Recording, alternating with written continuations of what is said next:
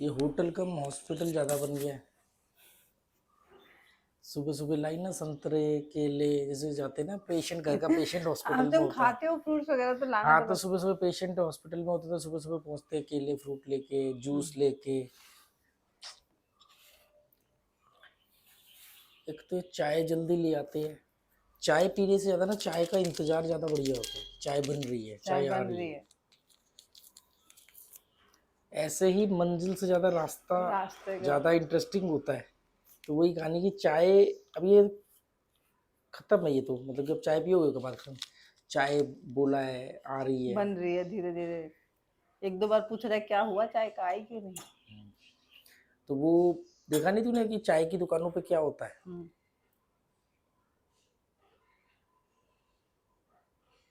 वो तो चाहते हैं कि चाय लेट बने, उनकी तो ताकि गप्पे चल रही होती हाँ। है वहां पे, विश्व डिस्कस हो रहा होता है। मिडिल क्लास लोग, और मिडिल क्लास क्या मतलब, ये तो एक आदत है, इसका क्लास से भी कोई मतलब नहीं है, पर हाई क्लास होता ही इसीलिए है कि वो इन चीज़ों में कम पड़ता है। मैं जब, वो याद है दिल्ली में गुप्ता जी के घर किराए पे रहता था शादी से पहले, मैं नाम भूल रहा हूँ चाय वाले का, मैं उसको ऐसे आवाज़ लगाता था, फिर वो चाय लेके आता था। क्या नाम था यार उस चाय वाले का, तो उसका नाम ही भूल गया। तो उसको मैं ऐसे करता था दो, दो चाय। और फिर ऐसे करता था अच्छा वो दो फैन, फैन। मतलब दो चाय, क्योंकि चाय ना कांच के कप में छोटी सी होती थी, एक तो आते थे ठंडी होती कम पड़ती थी, तो मैं उसको ऐसे बोलता था दो, और फिर ऐसे मतलब दो फैन भी ले आना। तो उसका नाम भूल रहा हूँ मैं। तो उस दिन ना उसके यहाँ भीड़ ज्यादा थी, तो उसने बोला कि भी आके पापा। ले जाओ, इशारा कर दिया, मैं कहा ठीक है मैं ले आता हूँ। मैं पीता नहीं था वहां बैठ के चाय। और मालूम है किस दिन, मुझे वो दिन एग्जैक्ट इसलिए याद है कि उस दिन सद्दाम हुसैन पकड़ा गया था। अच्छा। वो सुरंग में से अमेरिका वालों ने निकाला ना, उसको ढूंढ रहे थे अमेरिका वाले इराक में। उस पर डिस्कशन चल रहा होगा।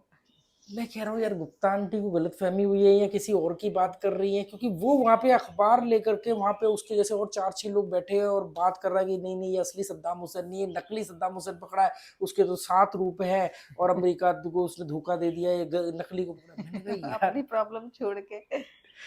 अब इसको आप जिंदा दिल की कैटेगरी में डालोगे या तो उसे या बेच दो। मूर्खता की कैटेगरी में डालोगे, कि खुद की बेटी चली गई किसी के साथ, और आप उस, मतलब आप बात करोगे सद्दाम हुसैन जो पकड़ा गया वो असली नहीं नकली पकड़ा गया।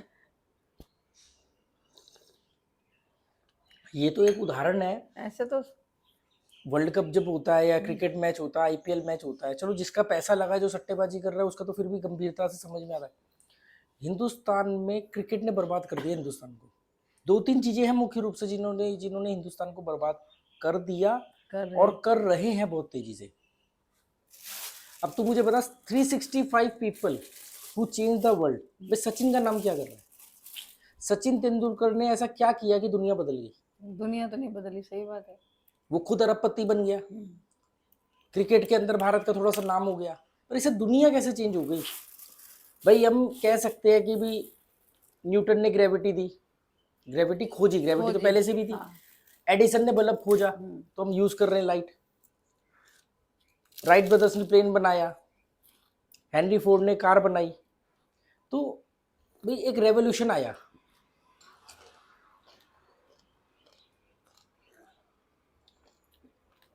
प्लेयर से थोड़ी कभी ऐसा कुछ होता है, वो तो उनका पर्सनल। राजाओं ने पहले के जमाने में ग्लैडिएटर वगैरह जो है, हर जगह पे दुनिया के हर कोने में, खारी अच्छी नहीं है, हार्ड है। प्रजा का मनोरंजन करने के लिए और प्रजा को ये एहसास दिलाने के लिए वो खुश है, इसके लिए दंगल करवाए जाते थे, कंपटीशन करवाए जाते थे, स्पोर्ट्स करवाए जाते थे, कि प्रजा एक तो इंटरटेनमेंट भी हो जाए, दूसरा प्रजा को लगे सब कुछ ठीक चल रहा है, हम खुश है, हमारे लाइफ में कोई इंटरटेनमेंट है। कुछ ये, तो हो रहा है। हाँ, ये अम्यूजमेंट पार्क और ये घूमने की जगह है, ये फिल्म पिक्चर हॉल, ये सब बनाने का मकसद यही था। और ये आए कहाँ से? कल्चर से। कल्चर में त्योहारों का भी मतलब यही था कि पब्लिक अपने आप में इंजॉय करे, पब्लिक को लगे कि हाँ भाई सब कुछ ठीक चल रहा है, अपने गम भुला ले। वो गम भुलाते भुलाते वो तो गम की वजह बन गया। आपकी कोई प्रॉब्लम है, आप मैच डिस्कस कर रहे हो, क्रिकेट मैच, और हिंदुस्तान में तो बहुत ही बुरा हाल है। अब मैं समस्या पे फोकस ही नहीं कर पा रही क्योंकि और भी चीजें देखनी है।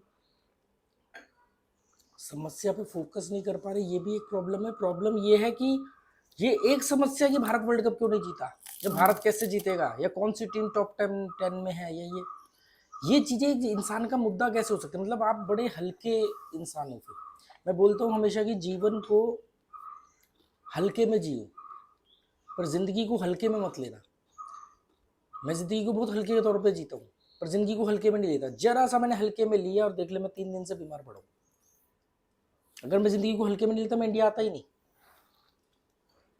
जिंदगी को हल्के में लिया, जिंदगी ने कहा उठा के वही धोबी बछाड़ मारा सीधा। हाँ, और लगातार तीसरी बार ऐसा हुआ। तो दोस्तों अभी हम दूसरे होटल में हैं, ये घर के पास ही है। हमने वो होटल कल छोड़ दिया था। उसके बाद मैंने बोला कि नहीं जाना किसी होटल पर। घर गया तो फिर वही हथौड़ी वगैरह, वो ऊपर कंस्ट्रक्शन चल रही थी। फिर ये घर के पास ही ये होटल लिया है। ये होटल मेरे घर के पास में ही है। इस होटल में मैं तीसरी बार आया हूँ, पर रुका पहली बार हूँ। और सब कुछ सही गया तो एक दिन ये होटल ही खरीद लूँगा। क्या क्या खरीदूंगा, ये भी खरीद लूँगा। पार्किंग खरीद करके उस पर बुलडोजर चढ़ा के टोनी को दौड़ाना, वही वापस पहले वाले नारियल के पेड़ लगाने हैं। और मैं ऐसा कर लूँगा, क्योंकि अभी तक ऐसा मुझे कुछ याद नहीं आ रहा कि एक टाइम पे मैं सोचता था और मैंने नहीं किया। तो ये कैसे छूट जाएगा। ये होटल अंदर की तरफ है, पर यहाँ सुकून शांति एकदम वैसा है। अरे पर प्राइम लोकेशन पे ना है, गली के अंदर। पर किस जगह पर है कि इधर 10 किलोमीटर पर सारे रशियन बीच आते हैं, इधर 10 किलोमीटर पर बागा केलंगुट वगैरह सब आते हैं। पर आने वाले टाइम में अगर ये सब पे भी कुछ बन गया ना, बनेगा ही वो तो। सामने भी कुछ काम नहीं चल रहा होगा। पर क्या है कि मैंने आज तक जो भी सोचा ना वो हुआ। मुझे मतलब मैं याद करता हूँ यार, कोई तरह कभी कोई ड्रीम प्रोजेक्ट रहा हो जो कभी पूरा ना हो, एक एक चीज हुई है, भले डिले हो गई है। अभी लोग बोलते हैं आपने बोला था यार वो $1 लाख का क्या हुआ। अब उनको क्या बताऊं यार, वो तो बहुत पीछे छूट गई मंजिल भाई। और मैं सच बताऊं तो मैं अपने आप को बड़ा छोटा महसूस करता हूँ कि मैंने 2018 में 21 अक्टूबर 2018 को मैंने बोर्ड पर ये लिखा कि मैं 21 अक्टूबर 2021 तक $1 लाख अपने पास लिक्विड फॉर्म में रखूंगा। अगर घर वगैरह सब जोड़ लो तो बहुत पहले ही, वो तो उसी समय हो जाता शायद, पर लिक्विड फॉर्म में मेरे पास होना चाहिए। आज मैं सोचता हूँ यार तू $1 लाख को के बारे में सोच कैसे सकता है यार। भले ही अगर मेरे पास उससे कम हो या ज्यादा हो अलग मैटर, तो सोचा कैसे। और अगर आप कंस्ट्रक्टिव भी बात करो तो मंजिल वैसे ही बहुत पीछे छूट गई।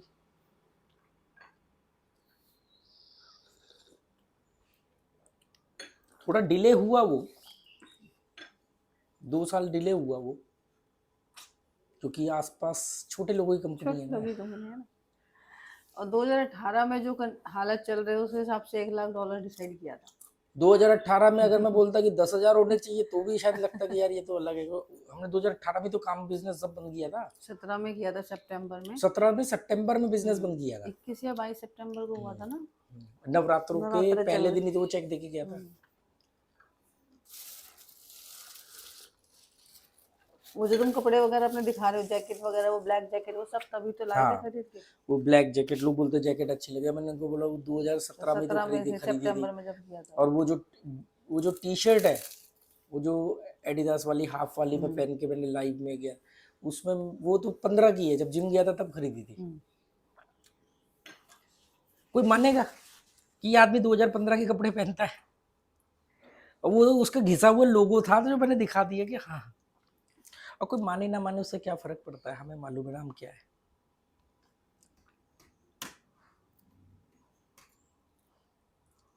पर लोग ना बड़े, ये जो है ना इंडिया के लोग बड़े शातिर है, मक्कारी है इनके अंदर। अभी कैसी मक्कारी है, ऐसे बहुत सारे लोग हैं जिन्हें लगता है कि मुझे उनके बारे में पता नहीं है।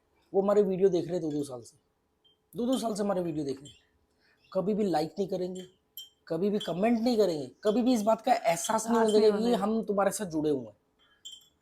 सब्सक्राइब नहीं करेंगे। और इसमें से कई लोग तो घर तक भी आए हैं जो आगे बड़े खुश होकर कहते हैं नहीं हमने तो सब्सक्राइब भी नहीं किया, हम तो कभी कमेंट भी नहीं करते। अरे तो शर्म की बात है ना, तुम देख क्यों रहे हो फिर। तुम किसी आदमी से कुछ सीख रहे हो और उसको ये एहसास भी नहीं दिलाना चाहते कि हम सीख रहे हैं। आप कंट्रीब्यूशन क्या दे रहे हो फिर उस आदमी को। ये वो लोग हैं कि हम ना चुपचाप, ये घुनने मीसने, पंजाबी के वर्ड है घुनने मीसने, तो उतना इंट्रोवर्ट टाइप की, हम ना चुपचाप खुद ही अक्लमंद बनते हैं, समझदार बनते हैं। अच्छी अच्छी बातें सीखते हैं, हम क्यों किसी को एहसास दिलाएं? और अगर हमने किसी और को बताया तो वो भी वो भी ये इंटरेस्ट। चीज देखेगा, और वो ये प्रवृत्ति होती है। शुरू शुरू में जब मैं इस तरह की चीजों में आया ना, तो मैंने शुरू के कुछ टाइम तक मैंने भी कोई चीज सीखी तो बता दी, पर ये नहीं बताया कि कहाँ से सीखी। ये प्रवृत्ति होती है। हाँ, बाद में मैंने अपने ऊपर जब अपना आत्ममंथन किया, मैंने कहा तू ये नीच हरकत क्या कर रहा है कि तूने जिससे किसी की, सीखा उसका नाम तो जिसकी सीखी तो उसका नाम क्यों नहीं बोल रहा है, हम्म। कि ताकि लोग ये समझे कि ये आदमी बहुत अक्लमंद है, ये अपने नाम से बोलता है। तो ये आत्ममंथन बहुत जरूरी होता है। करेक्शन, बेईमानी हम सब में होती है। तो अब मैं बोलता हूँ ये सिगमंड फ्रॉइड ने बोला, ये फ्रेडरिक नीत्शे ने बोला, ये हीगल ने बोला, ये ओशो ने बोला, भाई मेरा क्या है? मेरा जो होता है वो इन सबको मिलाने के बाद में मेरे क्या राय बनती है, कंक्लूजन, वो मेरा है। हाँ, वो अब जैसे मैं बोलता हूँ यार कुछ जीवन में कुछ और बनो ना बनो, अकलमंद जरूर बनो, क्योंकि मैंने इन सब में एक चीज कॉमन पाई कि यार एक्चुअली में आपको बनना तो अकलमंद ही है। हाँ, अकलमंद बन गए, लोग बोलते हैं पैसा कमाने का कोई फॉर्मूला बताओ, मैं कहा अकलमंद बन जाओ, पैसा धक्के खाएगा। ये मुझे बड़ा है, मतलब 1000 के करीब लोग हैं, 800 से 1000 के बीच, जो रेगुलर व्यूअर्स है हमारे, हाँ, रेगुलर व्यूअर्स है। कुछ लाइव की तरफ बटे हुए हैं, कुछ और दूसरे वीडियो में, सारे वीडियो हमारे वीडियो भी तो इतने डालते तो सारे देखते। 100 सब्सक्राइब किए हैं वो नए वाले चैनल पर, 115 सब्सक्राइबर है, उसमें भी 100 ने देखा है, लाइक सिर्फ 30 ने किया है। नीचताई की हद है। ऐसे लोगों को अब क्या बदलोगे जिनके अंदर अपने डीएनए में, खून में कितने सब्सक्राइबर आए अपना मतलब सिद्ध करने के लिए मेरे पास, और बने कि हम तो आपके दीवाने हैं और हम तो आपकी केयर करते हैं, अपना मतलब स्वार्थ सिद्ध करने आए थे, स्वार्थ सिद्ध हो गया तो चले गए, जिनका स्वार्थ सिद्ध नहीं हुआ तो भग गए। और उससे पहले अरे आप तो बड़े भाई हो, आप तो छोटे भाई हो, आप तो बाप हो हमारे, और ये है और वो है, और जैसे ही उनको मालूम पड़ा कि ये आदमी तो लात मार रहा है, ये तो हमारे ट्रैप में आएगा नहीं, कहीं आए जी चलो जुए गड्ढे, मैंने कहा भाग जा। कहीं आए कि भी ये आदमी ईमानदार है तो हमें गोवा में सेटल्ड होना है, ये होना है, वो होना है। वो क्या समझते हैं कि ये तो बेवकूफ है। ये सीधे शरीफ हैं, इनको हम कर लेंगे।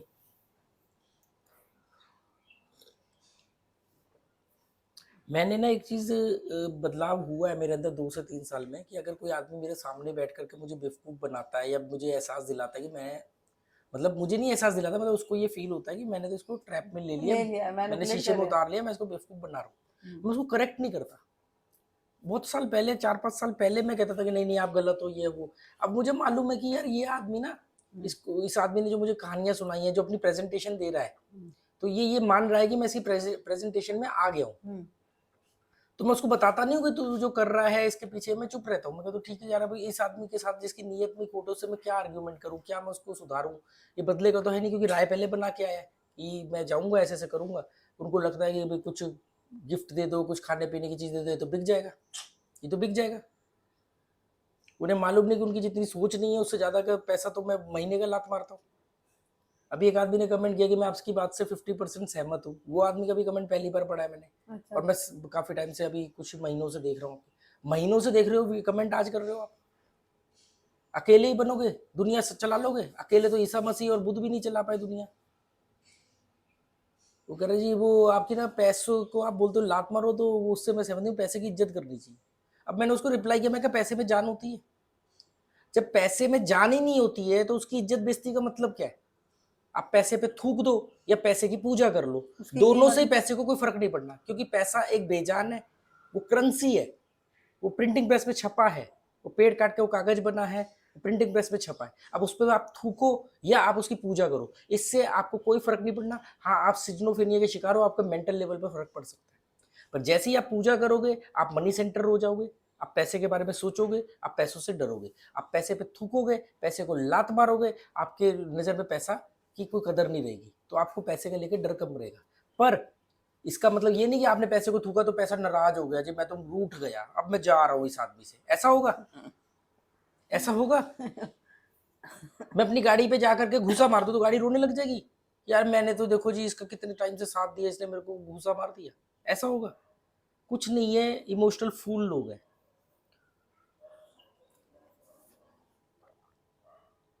पैसा केवल, अरे गोल्ड का हमने एक पेपर सर्टिफिकेट है, गोल्ड का एक पेपर है। पेपर पे सर्टिफिकेट है कि ये गोल्ड इतने का है, वो है पैसा। मैं धारक को 100 रुपये अदा करने का वचन देता हूँ, बस। और लात मारना या उसका अपने दिल से दूर करने का मतलब ये थोड़ी है कि अब वो करो, एक सोच की बात है वो। मैं यही कह रहा हूँ, जब हाँ आपके नहीं, ये ना इमोशनल लोग है ना, क्योंकि हाँ पैसे को लात मारो है, कितना बदतमीज वर्ड है। हाँ लात मारो लक्ष्मी को, हाँ ये पैसे को, मतलब मैं कह रहा हूँ वो एक प्रिंटिंग प्रेस में छपा हुआ कागज है, उसकी एक वैल्यू है, क्योंकि उसके नाम की एक धातु कहीं पड़ी हुई है, हाँ। जितना गोल्ड होता है उतना ही पैसा छपता है। एग्रीमेंट है वो एक तरीके का हाँ कि हाँ बस, भाई इसकी कीमत इतनी है। वो एक सुनार के पास सोना पड़ा है, सुनार ने बोला कि भाई तेरे ये सोने की पर्ची ले जा भाई, हम्म, पर्ची दे जाना, सोना ले जाना, और ये पर्ची तो किसी और को भी देगा तो वो भी वो आएगा, तो मैं उसको भी तेरे बदले का सोना दे दूंगा। हम्म, वही चीज आगे जाके करेंसी बन गई, इससे बड़ा स्कैम नहीं है दुनिया में, दुनिया में कोई। अब ऐसे लोगों को आप क्या समझाओगे? बड़े बड़े कॉन्फिडेंस से कहते हैं हम 50% बात से सहमत है, 50% से नहीं। ये 10 मिनट मेरे सामने बैठ जाए ना, 101% सहमत होकर जाएंगे, मुझे मालूम है ना, क्योंकि आप कितना कमेंट टाइप कर सकते हो। कमेंट में सारी बात थोड़ी हो सकती है मैं छोटी। जब बोलता हूँ पैसे को लात मारो, मतलब पैसे का मनी सेंटर मत बनो, पैसे को आप एक निर्जीव और एक करेंसी के रूप में देखो। ये जो पैसा पैसा करते हैं, ये करेंसी है, मनी नहीं है। मनी ये कि हम दोनों साथ में बैठ के चाय पी रहे, मनी ये कि भी मैं हेल्दी हूँ, अभी फिलहाल 3 दिन से बुखार में हूँ, मतलब आपकी सेहत मनी है, हाँ आपके रिश्ते मनी है, लोग आपके साथ है, ये मनी है, वो करेंसी है। मैं बोल रहा हूँ करेंसी को लात मारो, मनी की कदर करो।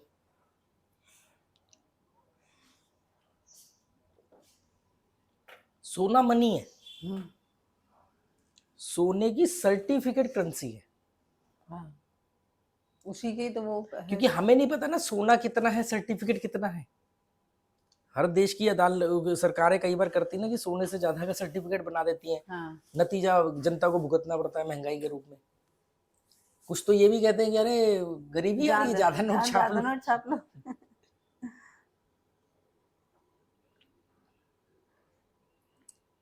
मूर्खों का देश है। अच्छा, कुछ इस बात के लिए जानबूझ करके ना अपने आपको रैशनल, तार्किक और अक्लमंद बनने के नाम पर मालूम क्या बोलते हैं, हम आपकी कुछ बातों से सहमत नहीं है। तो मतलब सारी बातों से सहमत हो जाए तो ईगो हट। अब मैं कह रहा हूँ कि ये अच्छी बात है कि आप कुछ बात से सहमत नहीं हो, पर आपके पास तर्क होने बहुत जरूरी है। आप जबरदस्ती जिद में कि हम कैसे साबित करते हैं कि भाई अगर मैंने कोई 2 बात करी और दोनों सही है, तो आप इसलिए नहीं बोलोगे दोनों सही कि यार मैं तो फिर चमचा लगूंगा। ये क्या मतलब होता है? दोनों गलत है बोलो दोनों गलत है, दोनों सही है बोलो दोनों सही है, एक सही है एक गलत है बोलो। तो ये भी मैंने देखा है कि लोगों में बड़ी ईगो होती है। हम, ये मेरे साथ बचपन से होता है। जैसे मेरी बात, मैंने कोई बात करी, अब मैं हमेशा हर बात को थोड़ा एक दूसरे वे में बोलता था, थोड़ा फन एग्जाम्पल के में साथ, बोल के। फन वे में, तो सब हंसते थे। तो मेरे ही कुछ कजन वगैरह समझ लो, रिश्तेदार के बच्चे, उन्हें ये होता था कि यार ये आता है, इसकी बात पे सब हंस क्यों रहे हैं। तो वो मामा के बच्चे थे, शम्मी, आरती, उनको तो सिंपल सा था, हर बात काटनी है उन्होंने। अरे ये तो गप्पे मार रहा है, अरे ये तो ऐसे हो रहा है, अरे वो तो ऐसे हो रहा है। उनसे पूछो तो उनके हिसाब से मैंने जिंदगी में आज तक कभी कोई सही बात नहीं की, भले ही उसका घर मेरी वजह से बचा हुआ है, जब नहीं तो अब तक समझ में तलाक नहीं हो आएगी जाता। तो सही कहाँ से लगेगी। संदीप का यही हाल था। संदीप के मैं घर जाता था, सारे मेरे को घेर के बैठ जाते थे, कोई भी बात चल रही है, हंस रहे हैं, मजे आ रहे हैं, बातचीत चल रही है, वो उस ह्यूमर में से ना वो तर्क ढूंढ रहा है, नहीं नहीं ये ऐसे कैसे हो सकता है। मैं कहा भाई मजाक चल रहा है, मजाक। बात बोली है, उसको बात बताने का तरीका वो है कि भाई एंजॉय कर रहे हैं हम सब। हाँ, वो ईर्ष्या होती है, जेलसी होती है, अनसिक्योरिटी होती है अपने आप को लेकर। ऐसी सब्सक्राइबर्स में भी है कि हम क्यों, हम अगर इस आदमी को हमने अक्लमंद ठहराया तो हम ईमानदार नहीं है ना अपने प्रति। अब जो आदमी ऐसे अपने प्रति ईमानदार नहीं है, वो अपने रिश्तों के प्रति कहां से ईमानदार होगा? है इनमें हिम्मत कि भी ये अपने दोषों को डिक्लेयर कर सके? शुरू शुरू के कई महीनों तक ना मैं नाम नहीं बताता था कि मैंने ये बात कहाँ से सीखी है, कि मतलब ना लोगों को ये लगे कि यार मैं बड़ा अपनी बुद्धिजीवी इंटेलिजेंस हूँ है। और देखो मेरे को ब्रह्म ज्ञान हो गया है और मैं ही बोले जा रहा हूँ।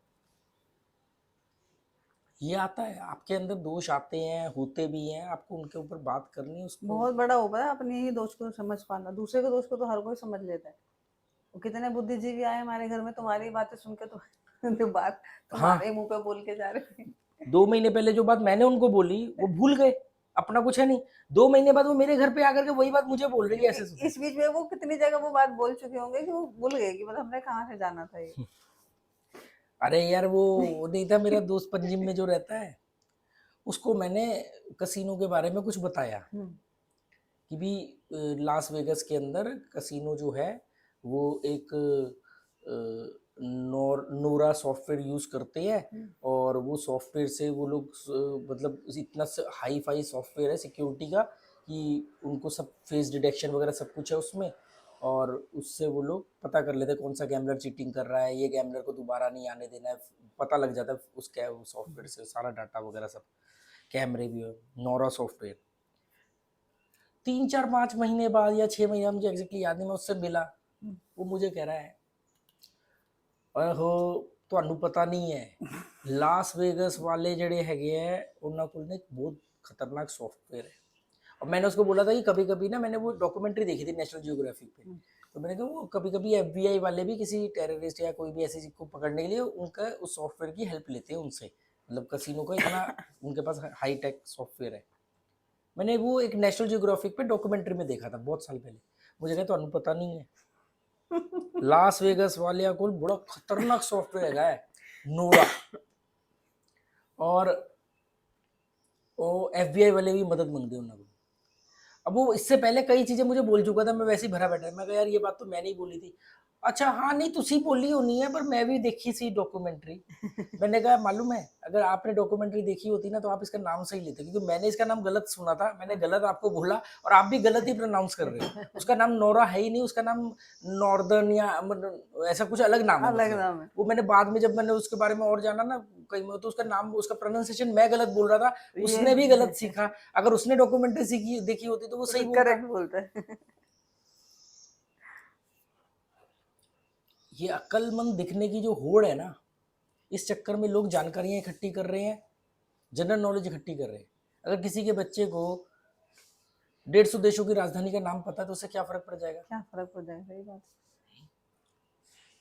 किसी को ये पता है कि शाहरुख खान की कौन सी मूवी ने कितने करोड़ कमाए, क्या फायदा हो जाएगा उससे उससे, क्या हो उसको जाएगा? क्या मिल जाएगा? जब मेरे से लोग पूछते कि आपकी इनकम कितनी है, सोर्स ऑफ इनकम, मैं कहता हूँ तुम्हारे को क्या फायदा हो जाएगा या नुकसान क्या हो जाएगा नहीं जानोगे तो।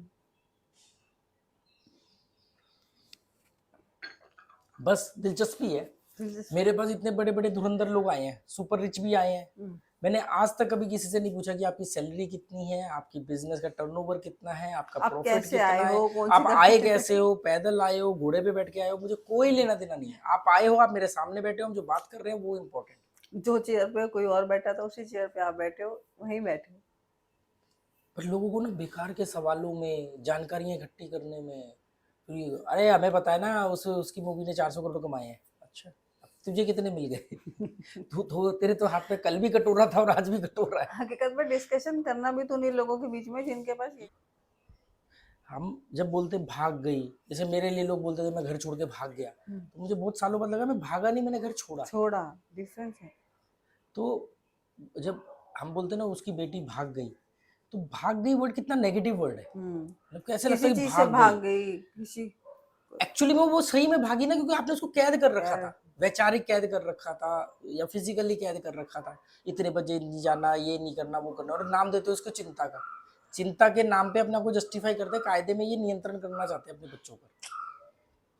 अब जाओ बाहर के देशों में देखो, 15 15 16 16 साल के बच्चे सोलो ट्रैवलिंग करते हैं, अपना पार्ट टाइम जॉब करते हैं, अपना खर्चा खुद उठाते हैं, बाप चाहे जितना मर्जी करोड़पति है, और दुनिया को समझते हैं, सीखते हैं। वो मनी सेंटर्ड होते ही नहीं है, मतलब होते हैं बहुत कम होते कंपेयर टू हमारे यहाँ। इंडिया में इसकी परसेंटेज बहुत कम है। बस सुष्मिता सेन का मैंने इंटरव्यू सुना था, उसने कहा था मैं 13 ईयर्स की थी तो मेरी मम्मी ने बोला था कि जब तक सेल्फ डिपेंड नहीं होगी ना तो कुछ नहीं अपने आप को साबित कर पाएगी। तो गई 13 साल की उम्र में मैंने सेल्स गर्ल बन के मैंने डोर टू डोर चीज़ें भेजी है। अरे एक लड़की है ट्रैवलिंग करती है, तो वो कह रही कि भी 18 साल से कम उम्र जॉब नहीं लग सकती, बड़ी मुश्किल से 17 साल की उम्र में उसने किसी शॉपिंग सेंटर वगैरह में जॉब की, उसके बाद पैसा इकट्ठा किया और आज सोलो ट्रैवलिंग करती है। इंडियन है और हरियाणा या चंडीगढ़ साइड की है, ठीक है, ये तो और बड़ी हाँ। बात है। और ऐसे ही कई लोग हैं, पर ये इंडिया में इसकी परसेंटेज ना 1% से भी नीचे और है। जो करते हैं उनको क्रिटिसाइज और करते क्रिटिसिज्म हैं मिलता है, उनको अप्रिसिएशन कि नहीं मिलता ये है। अकेली घूम रही है तो पता नहीं क्या क्या करती है। अरे हाँ, वो कुछ भी कर रही है, उसकी चॉइस है भाई। उससे मोटिवेट नहीं होते हैं, उससे यहाँ तो क्रिटिसाइज कर भाग गई जो मैं बोल रहा हूँ ना, मेरे को खुद बड़ा कि ये कि भाग गई, और भाग सच गई। में मैं ये नहीं बोल रहा कि वो नहीं भागी, वो भागी क्योंकि क्योंकि आपने उसको कैद कर रखा था। यहाँ भागी फ्रीडम मतलब होना चाहिए ना, डिफरेंस उसमें है ना वो। फ्रीडम होना चाहिए। ये मेरा दोस्त है, मुझे इसके साथ रहना है, मुझे घर में नहीं रहना है, मुझे अकेले रहना है, ये फ्रीडम क्यों नहीं है हमारे पास? बाहर की कंट्रीज में मैंने मूवीज वगैरह में या सीरीज में देखा है कि लड़के की शादी होती है तो उसके लिए घर अलग से पहले ही प्लान हो जाता है कि ये घर है, यहाँ रहेंगे ये लोग। थाईलैंड के कल्चर तो 200 साल आगे हमसे, वहाँ तो ये चीज़ बिल्कुल ही अलग है। वहाँ तो शादी का कॉन्सेप्ट भी नहीं है, वहाँ शादी भी नहीं होती है, बिना शादी के भी बच्चे हुए थे। शादी का मतलब ही क्या है कि आपने गोल्ड की कोई आइटम दे दी लड़की को, शादी हो गई, दो तीन लोगों के बीच में। अगर आपको ऑफिशियल शादी करनी भी है तो कोई गोल्ड की आइटम दे दो, बस खत्म कहानी। जैसे पुराने जमाने में नहीं होता था कि सोना दे दो तो शादी हो गई, वो वाली चीज़। ये समझेंगे थोड़ी। अभी ये अगर कोई कंजर्वेटिव सोच का आदमी देख रहा हो, ये बातें हमारी सुन रहा हो, तो अरे क्या बेकार की बात है, तो क्या ये शादी कर की ले वो वजह। कर। वो मान प्रतिष्ठा परंपरा, अरे तुमने ठेका ले रखा किसी की जिंदगी का? तुमने बच्चा को पैदा किया, उसको समझदार बनाओ और उसको छोड़ दो दुनिया में। ये ठेका लेके बैठे हुए, ये क्रिएटर बन रहे हैं, गॉड बन रहे हैं। और ये गॉड बन रहे हैं और ये गॉड बनना चाहते हैं, इसीलिए इन्होंने माँ को भगवान का दर्जा दे दिया, और जबकि ऑपरेट बाप कर रहा है।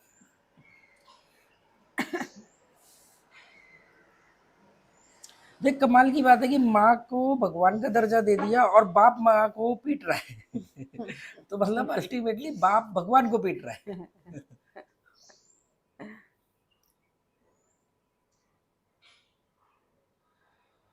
कल कौन सा वो हम गाना सुन रहे थे कि हम दुनिया में अकेले हैं जो माटी को माँ बोलते हैं। वो मूवी का हाँ, सॉन्ग चल रहा था ना। तो अरे ये अकलमंदी की बात है, ये बेवकूफ़ी की बात है कि आप माटी को माँ बोल रहे हो। माटी या तो माटी है या माटी को बाप बोलो। बाप बोलोगे तो दुनिया पे राज करोगे ना। भारत पुरुष प्रधान देश होते हुए एक फीमेल कंट्री है, थाईलैंड स्त्री प्रधान देश होते हुए मेल कंट्री है। हमने माटी को माँ बोल दिया, भारत को माँ बोल दिया। बाप बोलो, देखो कैसे अरब अरब सारे अरब कंट्री बाप बोलते अपने देश को, सब मेल कंट्री है। माँ बोल रहे हैं, फीमेल कंट्री बना रखी है, तो फीमेल तो फिर अपनी इज्जत ही बचाएगी ना, फिर वो क्या करेगी? फिर तभी तो आते थे, कोई भी आता था लूट करके चले जाता था। बाप बनाते थे, देखते कौन घुसता है। इजराइल बाप नहीं बना हुआ इतने देशों के बीच में घेर के? ये कैसे चलता है कि धरती बाप या बाप वो फीमेल मेल वो कंट्री। इमोशनल फूल लोग होते हैं ना। धरती माँ है ना बाप है। माँ से मतलब क्या, बाप से मतलब एक एटीट्यूड, एक aggressive attitude, attacking attitude. Bharat ने कभी कभी किसी पे हमला नहीं किया, ये कमजोरी थी, इसको ये ताकत बना रहे। हम देखो कितने सभ्य देश है, हमने कभी किसी पे आक्रमण नहीं किया। अरे तभी तो तुम पर दुनिया ने किया। अगर मालूम होता कि भाई तुम आक्रमण कर सकते तो किसी की हिम्मत नहीं थी। इसलिए इसको फीमेल कंट्री ऐसे डिसाइड ये करते हैं। एटीट्यूड है कि फीमेल डिसाइड, कोई कानून नहीं बना हुआ है। हाँ, एक मतलब एक बोलने एक में भी आइडियोलॉजी है ना कि हम भारत माँ है, हम किसी पे हमला नहीं करते हैं, हम किसी पे आक्रमण नहीं करते हैं, हम पहले कभी नहीं करेंगे। ये सब कौन से एटीट्यूड है? इजराइल पर हमास ने मिसाइलें क्या गिराई, उसने पूरा तबाह कर दिया गाजा पट्टी। इजराइल का सिंपल सा है कि अगर मेरे नागरिक को दुनिया के किसी भी कोने में कोई मारेगा तो मैं, चाहे 10 साल लग जाए, 20 साल लग जाए। वो हिटलर के टाइम के बंदे को अभी कुछ साल पहले उन्होंने फांसी दी है ढूंढ के, किसी दूसरे देश से किडनैप करके ले आया पैसेंजर प्लेन में, और फिर अपने यहाँ पे केस चला के उसको फांसी दी है। हिटलर के टाइम का बंदा।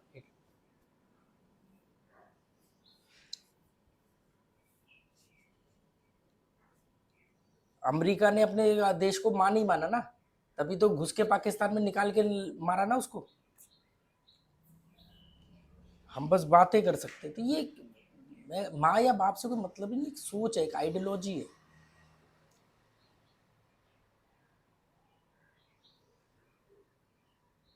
अभी थोड़े से चेंजेस आए हैं, पर वो फीमेल कंट्री का जो हमारी जो आइडियोलॉजी है, वो उसकी खामियाजा हमें भुगतना पड़ेगा। वो हम हजारों सालों से देख लेना, कोई ऐसा बंदा नहीं, कोई ऐसा देश नहीं जिसने हम पर आक्रमण ना किया हो, हमारे ऊपर कब्जा ना किया हो, हमें लूटा ना हो। फ्रांस ने पौंडीचेरी, पुर्तगाल ने गोवा, इंग्लैंड ने उससे पहले वो मुगल आए, कोई कहीं से आ रहा है, कोई कहीं से आ रहा है, जिसका मन कर रहा है मुंह उठा के आ रहा है। हम इसी बात में इतरा रहे हैं जी, भारत हमारी माँ है, हम पहले हमला नहीं करते। और एक तो और कमाल की बात है कि अपने पुराने होने पर गर्व करते हैं। वो लेके आए तलवार, नहीं वो सबसे पहले वो लेके आए, सिकंदर आया था घोड़ों पे, पोरस गया था हाथियों से लड़ने। अच्छा। अब हाथी युद्ध के लिए बना नहीं। फिर मुगल आए तोप लेके, ये तलवार लेके चल हम के तीर तलवार भाले लेके खड़े उनके सामने। फिर अंग्रेज आए, वो अंग्रेज घर बंदूक लेकर के आए, हम तोप लेके खड़े हैं। तो हमारा पुराना होना बहुत अच्छी बात है, पर आधुनिक भी तो होना पड़ेगा ना। हम हमेशा एक कदम पीछे क्यों रहे? जब यूएस में चल रहा है P2 P4 तो हम P2 यूज कर रहे हैं। इसीलिए फीमेल है, क्योंकि फीमेल हमेशा मेल के पीछे पीछे रहते हैं ना। जैसे मर्जी समझ लो, मतलब एक आइडियोलॉजी है वो कि देखो ना, मतलब कि मैं तो सोचता हूँ कि यार अगर अंग्रेज नहीं आए होते तो हम एक कैसे बनते, क्योंकि उससे पहले तो 550 रियासतें थी। हाँ, अलग अलग। वो तो अच्छा, सरदार पटेल ने जोड़ा, नहीं तो एक कैसे बनते हम। जैसे हमारी कंट्री की इतनी हिस्ट्री है कि कभी कोई राजा रहा, कभी कोई राजा रहा, कभी कोई साम्राज्य, कभी कोई देश, ऐसे ही अमेरिका, इन सब की भी ऐसी हिस्ट्री है। अमेरिका तो माइग्रेंट कंट्री है ना। अमेरिका को उसने खोजा था, कोलंबो ने निकला था इंडिया खोजने। कोलंबो ने बोला कि मैं इंडिया खोजूंगा। इंडिया के बारे में कि ये था कि भी एक इंडिया है और बड़ी उपजाऊ जमीन है और वहाँ पर बहुत सारे ऐसे आदिवासी है, ट्राइबल हैं, उनको हम यूज कर सकते हैं, वहाँ पे बहुत सारे संसाधन है, खनिज है। ये बात सच है कि भारत के पास बहुत सारे संसाधन है, आधे तो हमने बेच खाए और आधे अभी भी इतने हैं कि अगले 500 साल तक चल जाएंगे, क्योंकि हमारे जो लोग हैं वो भ्रष्ट है। तो तूने आज इस फिर बैक साइड के कैमरे से क्यों बनाया? हम हर बार सेल्फी मोड से बनाते हैं। हाँ, लगा दिए। तो वो कोलंबो गलत डायरेक्शन में चले गया। वो उसका जहाज जाके जिस तट से लगा, जो उसने बोला यही है इंडियन, वो वहाँ के लोगों को, आदिवासियों को पकड़ के नाव में डाल के ले आया और अपने वहाँ की रानी को बोल रहा है कि जी ये है रेड इंडियन, उनको नाम दिया रेड इंडियन। फिर वो वास्को डी गामा ने बोला कि नहीं ये गलत बोल रहा है, ये इंडिया इस डायरेक्शन में है ही नहीं, मैं खोजता हूँ। तो फिर वास्को डी गामा या कोच्चि पे आया था। तो कोलंबो ने फिर रेड इंडियन, उनको रेड इंडियन नाम बोला जाता है, जो सबसे पहले ट्राइबल खोजे गए थे वो अमेरिका में। तो वो रेड इंडियन को आज भी वहाँ पर वो प्रोटेक्शन मिला हुआ है। फिर इन्होंने बड़ा अत्याचार किए उन पर। फिर ये पहुंचे उधर से, फ्रांस भी पहुंच गया, मतलब इतना बड़ा अमेरिका को कहीं पहुंच के कब्जा कर रहा है, कोई कहीं पहुंच के कब्जा कर रहा है, कोई कहीं पहुंच के कब्जा कर रहा है। तो करते करते में वो एक कनाडा हो गया, अमेरिका हो गया, ये सब माइग्रेट कंट्री है। यहाँ पर इनकी अपनी मूल आबादी तो वही दिल्ली वाला हाल, की दिल्ली के अपने लोग कितने हैं, सारे तो बाहर से आके बसे हैं। वही सेम चीज है। देश राज्य इनमें क्या अंतर क्या होता है? केवल बाउंड्री का ही तो फर्क है ना। इतिहास में तो वैसे भी देश को राज्य बोलते हैं। तो ये जो जो राज्य के ऊपर नियम लागू होता है वही देश पे लागू होता है। मतलब जिस तरीके से अब दिल्ली के अंदर सारे आसपास के शहरों के लोग आके रहते हैं, वैसे ही समझ लो कि एक डेवलप कंट्री के अंदर आसपास के, दुबई के अंदर उनकी अपनी जो लोकल आबादी है वो 15-16% है। टोटल आबादी ही 16 लाख है गोवा यूए की, मेरे ख्याल से। हाँ, मतलब जो उनके लोकल्स है, और उनकी 16 लाख के करीब आबादी है, 16-17 लाख जितनी गोवा की है। बाकी वैसे तो आबादी फिर बहुत ज्यादा है, तो वो सब कौन है? वो बाहर के देशों के लोग आके काम कर रहे हैं।